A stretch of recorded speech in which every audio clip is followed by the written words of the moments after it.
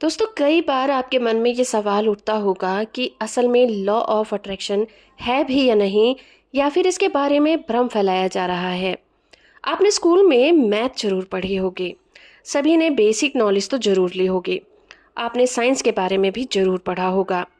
Gravity को आप समझें या ना समझें, पर इसका नियम बहुत ही सटीक है। ऊपर से गिरने वाली हर एक चीज हमेशा ही नीचे आएगी। मैथ और साइंस के रूल बहुत सटीक हैं। ये आपके मन के मुताबिक नहीं, अपने रूल पर ही काम करते हैं। चाहे आप इसे माने या फिर ना माने, काम तो ये कर ही रहे हैं। तो उसी तरह से लॉ ऑफ अट्रैक्शन भी एक रूल है। उसी तरह जैसे बाकी के सभी रूल अपना अपना काम कर रहे हैं, ये भी हमेशा काम कर रहा है और ये नियम भी बिल्कुल सटीक है। लेकिन इस नियम का एक अपवाद है, वो ये कि ये हमेशा आपकी लाइफ में फ्लो करता है, चाहे आप इसके लिए अवेयर हों या फिर ना हों। आइए जानते हैं कि जब आप इस लॉ के प्रति अवेयर नहीं हैं तो ये आपकी लाइफ में कैसे काम करेगा। तब ये आपकी लाइफ में इस तरह से रिजल्ट देता है जिस तरह के ज़्यादातर विचार या फिर भावनाओं से आप घिरे रहते हैं। आपने देखा होगा कि एक गरीब ज़्यादा गरीब होता चला जाता है क्योंकि उस वक्त उसका फोकस उसकी गरीबी की तरफ होता है। एक अमीर ज़्यादा अमीर होता जाता है क्योंकि उसका फोकस ज़्यादा अमीर बनने पर होता है। तो लॉ ऑफ अट्रैक्शन का सबसे बड़ा अपवाद यही है, और वो है फोकस। जब आप किसी एक विचार पर अपना फोकस बना लेते हो तो असल में आप उस विचार को अपने फिजिकल वर्ल्ड में क्रिएट कर रहे होते हो।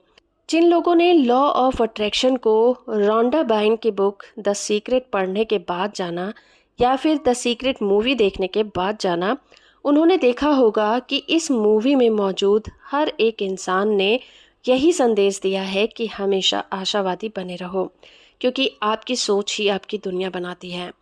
पॉजिटिव विचार आपकी दुनिया में पॉजिटिव बदलाव लाते हैं।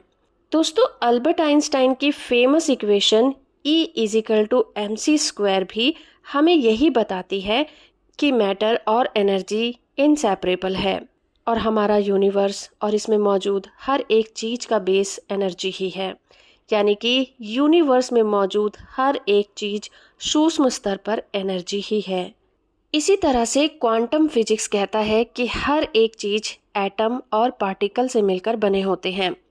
क्वांटम फिजिक्स का फेमस एक्सपेरिमेंट जो कि लॉ ऑफ अट्रैक्शन से जुड़ता है, उसे डबल स्लिट एक्सपेरिमेंट या फिर ऑब्जर्वर इफेक्ट के नाम से जाना जाता है। ये एक्सपेरिमेंट हमें बताता है कि जब हम किसी चीज को ऑब्जर्व करते हैं तो उसकी प्राकृतिक अवस्था में बदलाव आ जाता है। इस एक्सपेरिमेंट में एक डबल स्लिट प्लेट से सब एटॉमिक पार्टिकल्स को गुजारा जाता है। सब एटॉमिक पार्टिकल्स बहुत ही सूक्ष्म कण होते हैं, जैसे कि इलेक्ट्रॉन्स। वैज्ञानिकों को शुरुआत में लगा था कि इलेक्ट्रॉन बहुत ही छोटे सही, बट हैं तो कण ही, तो इसकी हरकतें भी पार्टिकल वाली होनी चाहिए। लेकिन जब डबल स्लिट से इलेक्ट्रॉन को गुजारा गया तो रिजल्ट बहुत ही चौंकाने वाले आए। ये वैसे पैटर्न नहीं थे जैसा कि कणों के गुजरने के बाद बनता है। ये वैसा पैटर्न था जो किसी वेव के गुजरने के बाद बनता है। तब साइंटिस्ट को बहुत ही कंफ्यूजन हुई कि आखिर इलेक्ट्रॉन ऐसा बिहेव क्यों कर रहे हैं, क्योंकि इलेक्ट्रॉन एक इंटरफेरेंस पैटर्न बनाएंगे, इसके बारे में किसी भी साइंटिस्ट ने कल्पना भी नहीं की थी। तो आखिर इलेक्ट्रॉन के साथ क्या हो रहा था? वो एक पार्टिकल की तरह बिहेव ना करके वेव की तरह या तरंगों की तरह बिहेव क्यों कर रहे थे? ये देखने के लिए कि आखिर क्या हो रहा है, साइंटिस्टों ने एक बार में एक ही इलेक्ट्रॉन को फायर करने का सोचा और उसे ऑब्जर्व किया गया। तो इस बार भी एक सिंगल इलेक्ट्रॉन ने तरंगों की तरह ही बिहेव करके दिखाया और एक इंटरफेरेंस पैटर्न बनाया, जिसका मतलब ये था कि एक ही इलेक्ट्रॉन दोनों स्लिट से होकर गुजर रहा है। इसे देखकर वैज्ञानिकों ने सोचा कि अगर हर इलेक्ट्रॉन एक वेव है तो स्लिट से गुजरते हुए वो कैसे दिखते होंगे। ये देखने के लिए स्लिट के ऊपर एक ऑब्जर्वर डिवाइस लगाया गया, जहां से निकलते हुए इलेक्ट्रॉन को देखा जा सके। इस बार जब इलेक्ट्रॉन को फायर किया गया तो इलेक्ट्रॉन ने एक पार्टिकल की तरह बिहेव किया, यानी कि वो इस बार एक ही स्लिट से होकर गुजर रहा था।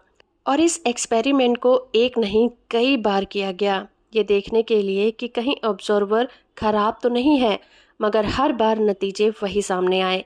जब ऑब्जर्वर डिवाइस लगाया जाता तो इलेक्ट्रॉन पार्टिकल की तरह बिहेव करते थे, और ऑब्जर्वर हटा दिया जाता तो वो वेव की तरह यानी कि तरंगों की तरह बिहेव करते थे।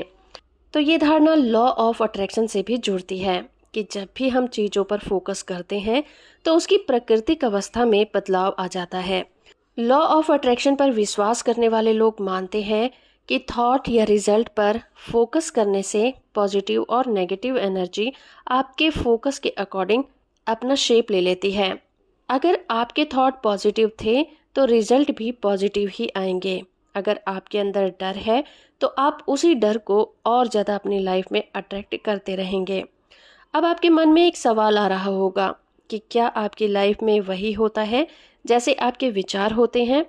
तो इसके लिए आपको लॉ ऑफ वाइब्रेशन को समझना होगा। लॉ ऑफ वाइब्रेशन कहता है कि इस यूनिवर्स में सब कुछ एनर्जी है। इस यूनिवर्स में मौजूद हर एक चीज़ अपने सूक्ष्म रूप में एक एनर्जी है, और सभी चीज़ें वाइब्रेट हो रही हैं, फिर चाहे वो हमारे विचार ही क्यों ना हो। हम सभी मास ऑफ एनर्जी हैं जो हाई वाइब्रेशन पर वाइब्रेट हो रहे हैं।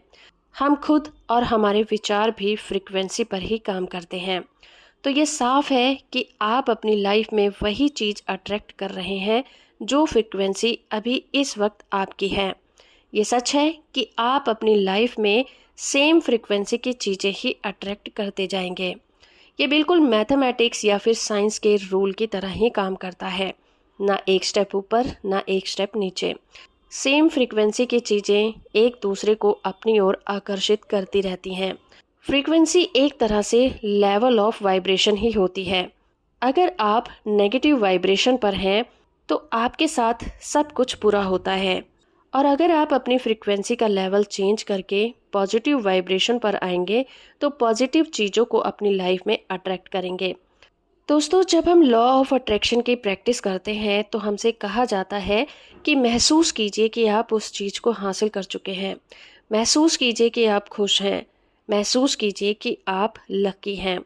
महसूस करो जैसे कि वो चीज़ आपको मिल चुकी है जिसे आप पाना चाहते हैं, क्योंकि पाने की अवस्था में आपकी वाइब्रेशन हाई होगी और तभी आप उस चीज़ को अपनी लाइफ में अट्रैक्ट कर पाएंगे। बहुत सारे लोग विजुअलाइज तो करते हैं मगर अपनी वाइब्रेशन चेंज नहीं करते। इस वजह से वो अपनी मनचाही चीज़ों को अपनी लाइफ में अट्रैक्ट नहीं कर पाते। ये नियम इतना सटीक है कि जैसे ही आप उस चीज़ की फ्रिक्वेंसी में पहुंचते हैं तो आपकी लाइफ में वो चीज़ अट्रैक्ट होगी ही होगी। ये बिल्कुल रेडियो सिग्नल की तरह काम करता है। जब आपने अपने रेडियो की फ्रिक्वेंसी को प्रोग्राम की फ्रिक्वेंसी पर ले जाते हैं तो प्रोग्राम आपके रेडियो पर बजना स्टार्ट हो जाता है। आपका दिमाग और आपकी फ्रिक्वेंसी सेम होनी चाहिए जो आपके गोल की है। आपका दिमाग और आपकी फ्रिक्वेंसी सेम फ्रिक्वेंसी पर होने चाहिए जो आपकी गोल की है, तभी वो चीज़ें आप अचीव कर पाओगे। दुनिया में कुछ भी पाना मुश्किल नहीं है, बस आप अपनी फ्रिक्वेंसी को उस चीज़ की फ्रिक्वेंसी से मैच करना सीख जाएं। लॉ ऑफ अट्रैक्शन का जिक्र हो और हमारे सबकॉन्शियस माइंड की बात ना हो, ऐसा हो ही नहीं सकता। सबकॉन्शियस माइंड हमारा हैबिट माइंड होता है। जिन चीज़ों को आप बार बार रिपीट करते हैं वो हमारी हैबिट बन जाती हैं, और हमारी आदतें ही हमारा बिहेवियर डिसाइड करते हैं, और हमारा बिहेवियर डिसाइड करता है कि हम हायर फ्रिक्वेंसी में हैं या फिर लोअर फ्रिक्वेंसी में। तो ज़रूरत है सिर्फ आपको पहचानने की और अपनी फ्रिक्वेंसी बदलने की। इसीलिए लॉ ऑफ अट्रैक्शन की प्रैक्टिस में हमारे सबकॉन्शियस माइंड का बहुत बड़ा हाथ होता है।